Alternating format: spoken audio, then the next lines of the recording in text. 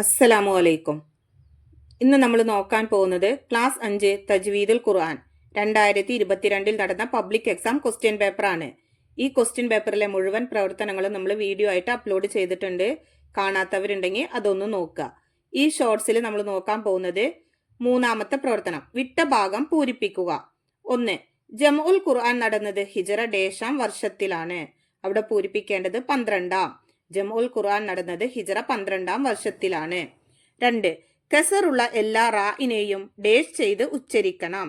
അവിടെ പൂരിപ്പിക്കേണ്ടത് തർക്കീഖ്. കസറുള്ള എല്ലാ റായിനെയും തർക്കീഖ് ചെയ്ത് ഉച്ചരിക്കണം. 3.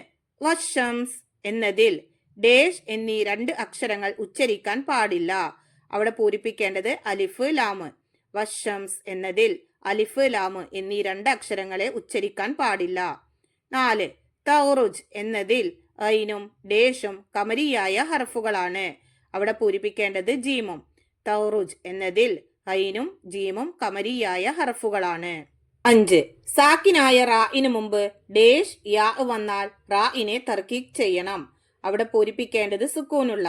സാക്കിനായ റായിന് മുമ്പ് സുക്കൂനുള്ള യാ വന്നാൽ റായിനെ തർക്കീഖ് ചെയ്യണം. 6. വലാ ഉശിരികു ബിഹി അഹദ എന്നതിലെ ഹാഇനെ ഡേഷ് ഓതണം. അവിടെ പൂരിപ്പിക്കേണ്ടത് നീട്ടി. വലാ ഉശിരികു ബിഹി അഹദ എന്നതിലെ ഹാഇനെ നീട്ടി ഓതണം.